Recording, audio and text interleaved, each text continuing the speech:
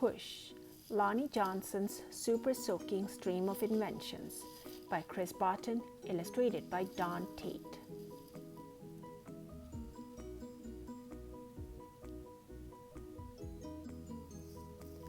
Every day brought a challenge for young Lonnie Johnson, the challenge of finding space for his stuff. 6 Johnson kids were squeezed into their parents' small house in Mobile, Alabama. Lonnie would have loved a workshop of his own, but there just wasn't room. There was nowhere to keep his rocket kits.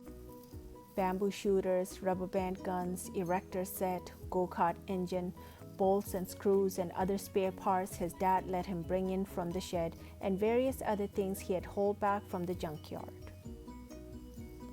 Lonnie loved building and creating. Ideas for inventions just kept on flowing. He learned how to make rockets from scratch. Kids at school gathered to watch Lonnie launch them.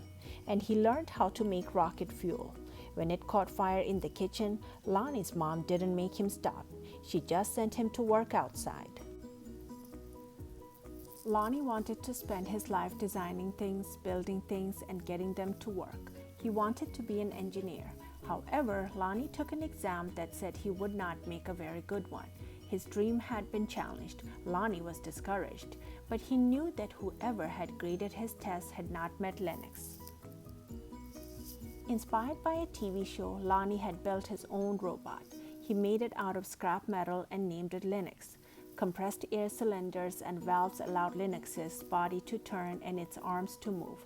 The switches came from an old broken jukebox. Lonnie used a tape recorder to program Linux, and as a bonus, the reels looked like eyes.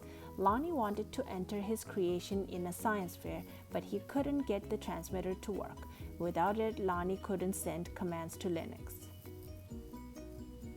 Science fairs came and went. Lonnie missed one and then another until he got an idea. Now, Lonnie may or may not have asked before he borrowed his little sister's walkie-talkie. But it fixed the transmission issue. His school's team took freshly finished Linux to a 1968 science fair at the University of Alabama, where only 5 years earlier, African American students hadn't even been allowed. Having to compete in a place that still wasn't very welcoming, now that was a challenge with a capital C. Against other schools from all over the state, Lonnie's team won first place. Soon, Lonnie left home to go to college at Tuskegee Institute, where he stood out as a self-confident, insightful, creative thinker. He stood out as a student who asked the right questions, precisely defined problems, and formulated solutions. And he stood out as the guy who built his own booming sound system out of cast-off electronics. It even had lights that flashed in sync with the beat. Lonnie sometimes studied right in the middle of his own parties. The extra studying paid off. He became an engineer after graduation, and that took him beyond Alabama, way beyond. When NASA was sending an orbiter and probe called Galileo to Jupiter, the space agency needed to ensure a constant supply of power to the orbiter's computer memory. The engineer who had to figure out how to do it was Lonnie. His challenge was to come up with a lightweight backup system able to keep essential functions going in case the main power was lost. It wasn't easy, it wasn't obvious, but Lonnie found a solution. Some at NASA's Jet Propulsion Laboratory doubted his idea would work. Lonnie convinced them it would. He was right. As it photographed Jupiter and its moons, Galileo was supported by the power package that Lonnie designed. Much of what we know about Jupiter could have been at risk in a power failure if not for Lonnie. Ideas for other problems to solve just kept on flowing. They flowed whether Lonnie was working with hundreds of people at NASA or up late tinkering with his own inventions in, finally, his own workshop. Lonnie knew the world's millions of refrigerators and air conditioners needed a new cooling system, one that did not use R12, a chemical that was bad for the environment. He had an idea for using water and air pressure instead. To test his idea, he made a pump and nozzle, connected them to the bathroom faucet, turned on the faucet, turned on the pump, and then whoosh! The stream that blasted across the bathroom was so powerful, it created a curtain swirling breeze. It also gave Lonnie an idea for yet another invention. This, he thought, would make a great water gun.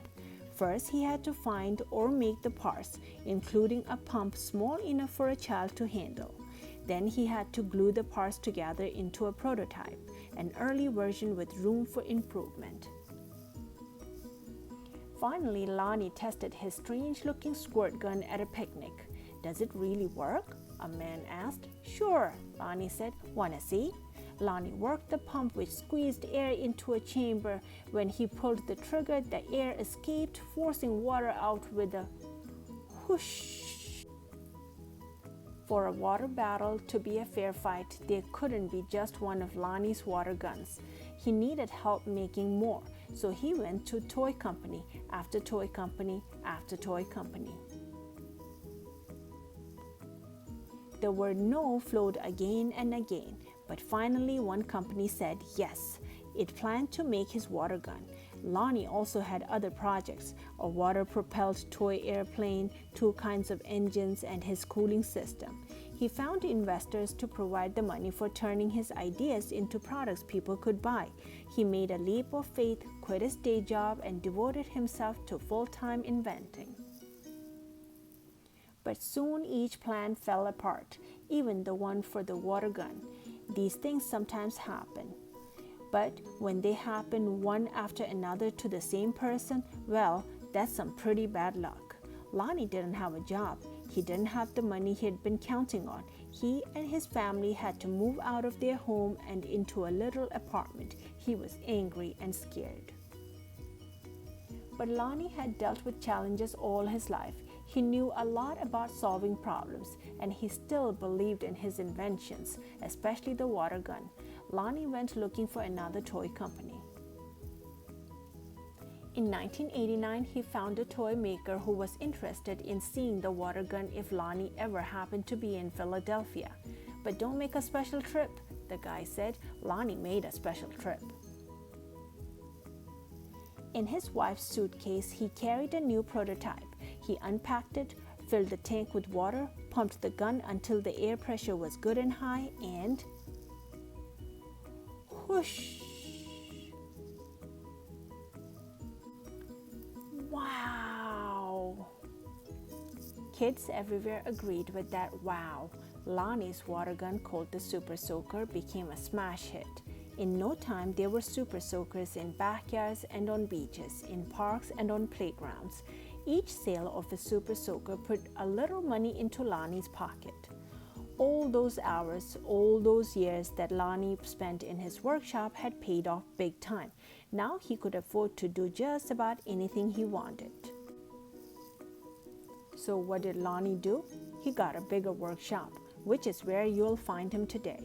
Because facing challenges, solving problems, and building things are what Lonnie Johnson loves to do, and his ideas just keep on flowing. The end.